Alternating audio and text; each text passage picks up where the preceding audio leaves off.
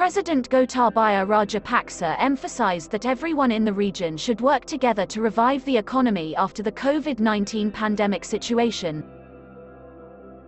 The president made these remarks delivering the inaugural address at the Indian Ocean Conference, IOC, held in Abu Dhabi, the capital of the United Arab Emirates, UAE, yesterday. Your Excellencies, distinguished invitees, ladies and gentlemen, it gives me great pleasure to welcome all of you to the 5th Indian Ocean Conference.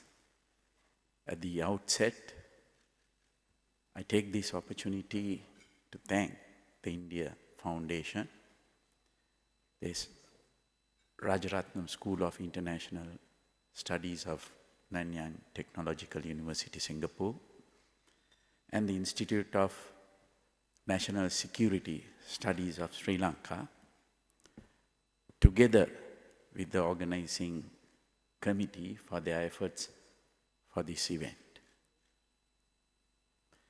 The Indian Ocean Conference provides an invaluable opportunity for countries in the region as well as our partners to deliberate on the critical issues affecting us. Consideration. As we meet here today, the most immediate and significant of these is the continuing impact of the COVID-19 pandemic on the world at large.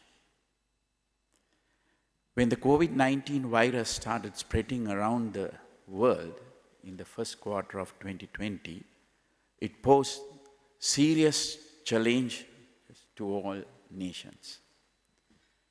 For perhaps the first time in history, humanity had the sophistication and the resources to actively identify, inhibit, and even try and prevent the widespread devastation of a global epidemic before it was too late. The able leadership provided by the World Health Organization during this time was vital in coordinating a global response to this new threat. The cooperation between nations in the early stages of the pandemic, including sharing data and technical expertise, supporting capacity building in healthcare systems, and financial assistance was truly laudable. Together with the selfless service rendered by healthcare personnel, scientists, and essential workers around the world, this international cooperation helped humanity through this pandemic. Sri Lanka took action to curb the spread of the virus very early on. A national task force involving all key stakeholders within and outside government was set up to oversee our pandemic response. Other state organs outside the health ministry played a significant role in supporting the healthcare system at this time. Sri Lanka's last lockdown ended in October 2021, after which the country has slowly returned to normalcy. This was enabled by the outstanding success of our vaccination program. We have now vaccinated 85% of all over the age of 16 with 2 doses of a COVID-19 vaccine, with 98% having received at least 1 dose. This rapid rollout of vaccines was facilitated by the military, which set up and operated vaccination centers, including mobile services throughout the country to help protect our public in record time. We greatly appreciate the generosity of India China, the United States of America, and Japan, all of whom donated vaccines to us, either directly or through COVAX, which augmented the larger quantity Sri Lanka purchased from manufacturers on commercial terms. If existing vaccines are less effective against this new Omicron variant, the world may soon return to square one with border closures and other restrictions, including lockdowns imposed once again with potentially catastrophic consequences. I therefore call upon nations that have the wherewithal to do so, to support the vaccination drives of less wealthy countries more effectively. The COVID-19 pandemic will not end until everyone, everywhere is inoculated against the virus. This can only be achieved through far-reaching cooperation between nations and particularly through the support provided by richer nations to developing countries. Such cooperation will also be necessary to support the global economic recovery following the pandemic. The measures taken worldwide to combat the pandemic, although they proved invaluable in saving countless lives, came at a steep cost. The rapid decline in economic activity these measures caused have had serious long-term consequences on global travel, trade, and economic growth. Developing countries in particular have been very badly impacted. Sadly, in contrast to the leadership provided by the WHO for the global pandemic response, no world institution has stepped forward to help countries navigate their economic recovery.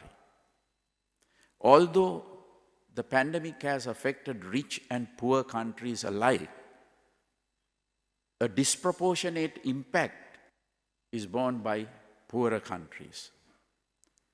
Absorbing or compensating for the loss of revenue from tourism as well as the loss of foreign remittances from expatriate workers overseas due to the economic consequences of the pandemic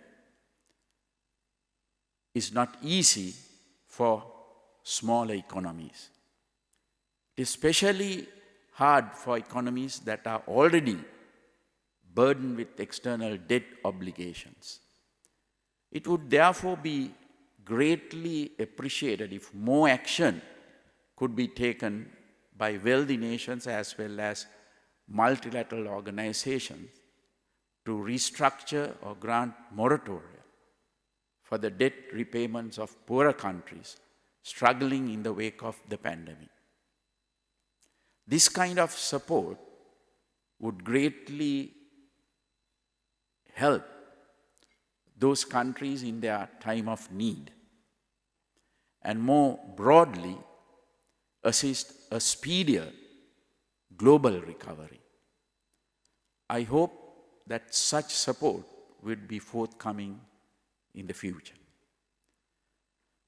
As the pandemic has shown, adverse situations in one country can quickly have ramifications on the wider region and eventually on the globe itself.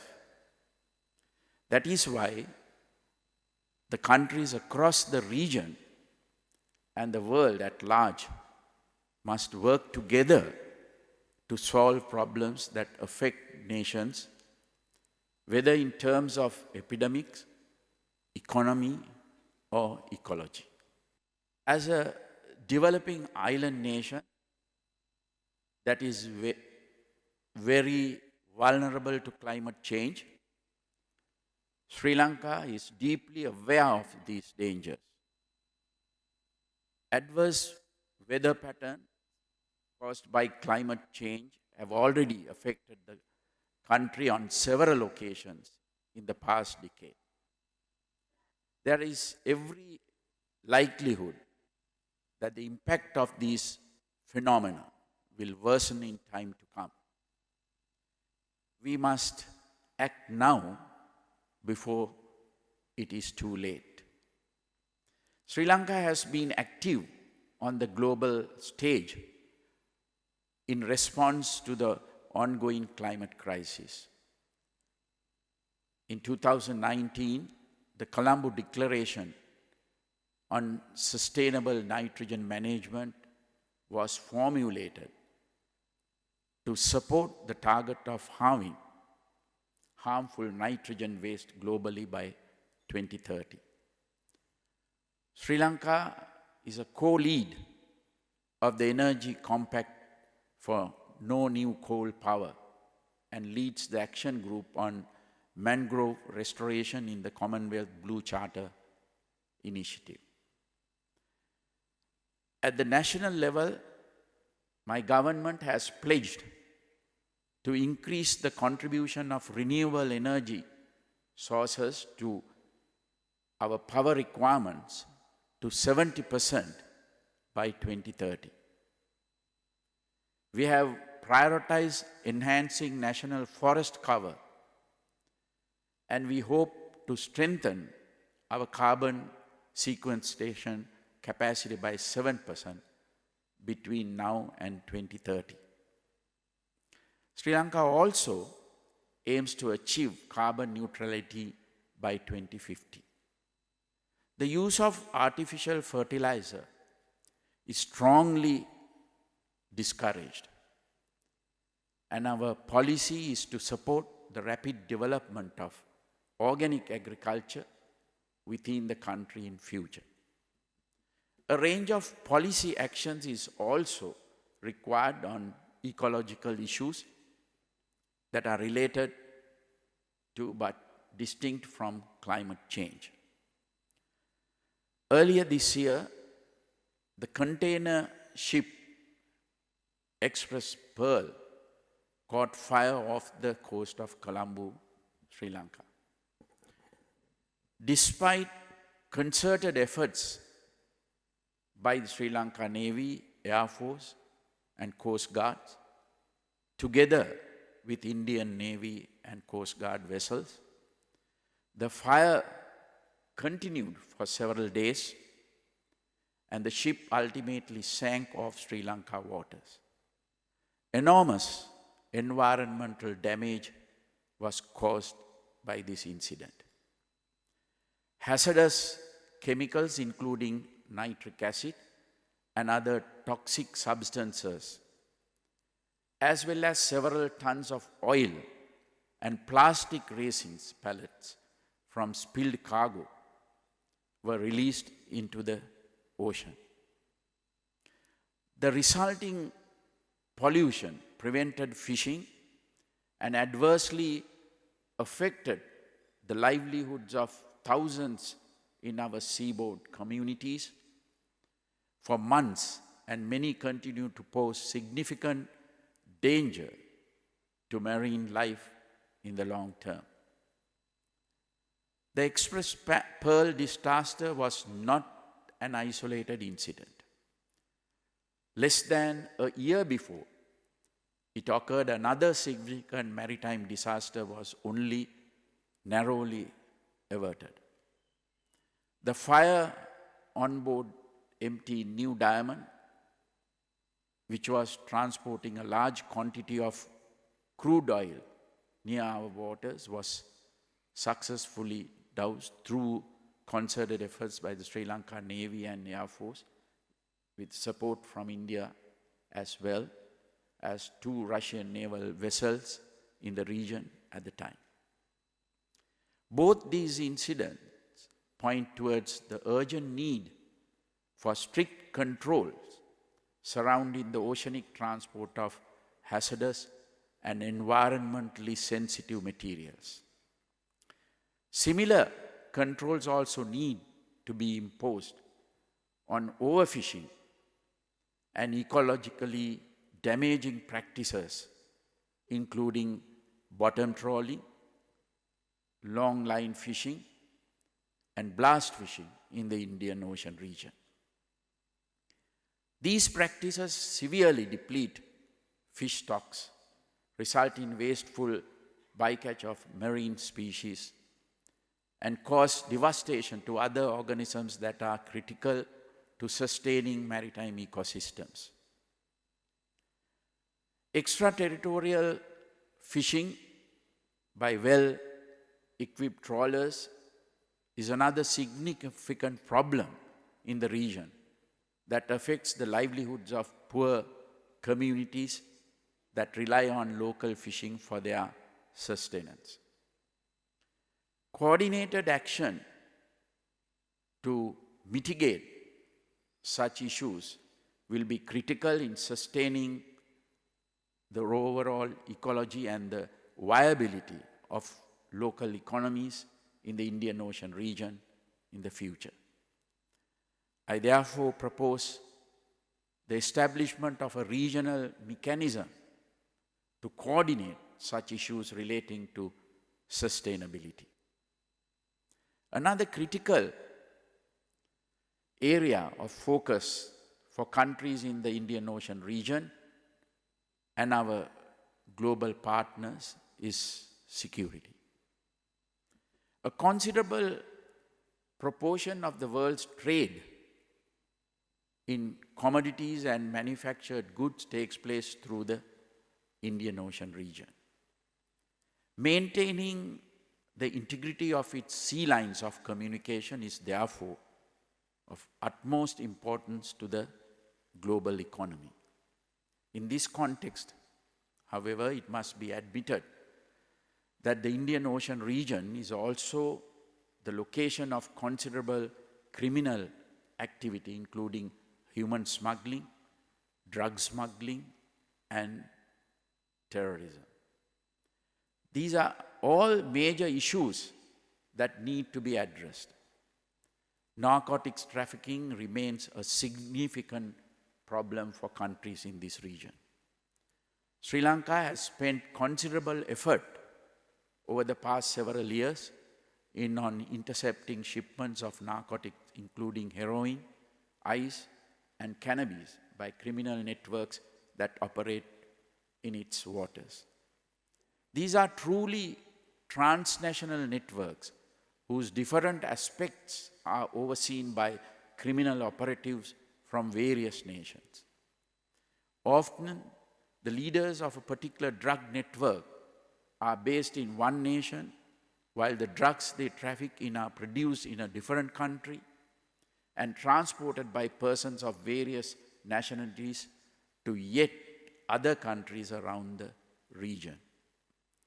Due to the complex transnational nature of these networks, they can only effectively be dismantled through coordinated efforts between the intelligence services, coast guards, and navies of regional countries.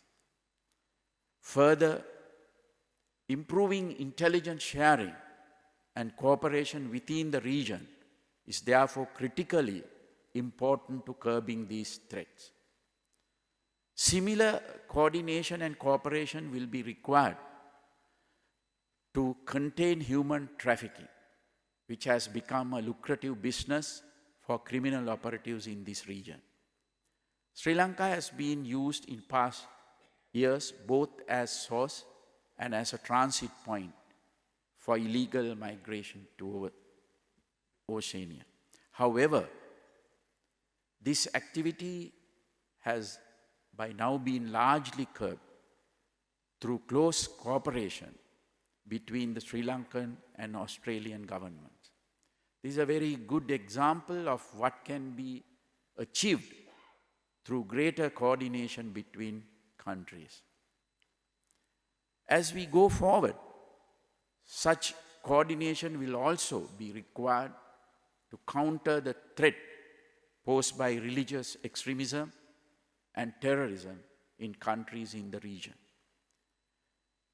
As Sri Lanka's experience with the devastating Easter Sunday attacks of 2019 has shown, this problem too is not one that can be contained to any specific locality. Extremist and terrorist ideology can spread with ease from nation to nation unless carefully monitored and suppressed. The only way to do this is through intelligence sharing and other forms of intergovernmental action, which I strongly advocate for. I'm confident that with greater international cooperation, countries in our region will be able to better withstand all the challenges that they face in terms of ecology, economy, and epidemics. I trust that over the forthcoming sessions, participants will have fruitful dialogue on these issues. I hope that they will be able to arrive at a broader understanding on what we as nations in the region can do collectively towards resolving our common issues. I assure you that Sri Lanka will fully cooperate in any regional mechanisms proposed to meaningfully accomplish this. I have utmost confidence that no matter how challenging these issues may be, we can overcome them successfully if we approach them together in a spirit of true cooperation and goodwill. Thank you. For more latest news, subscribe to FTTV.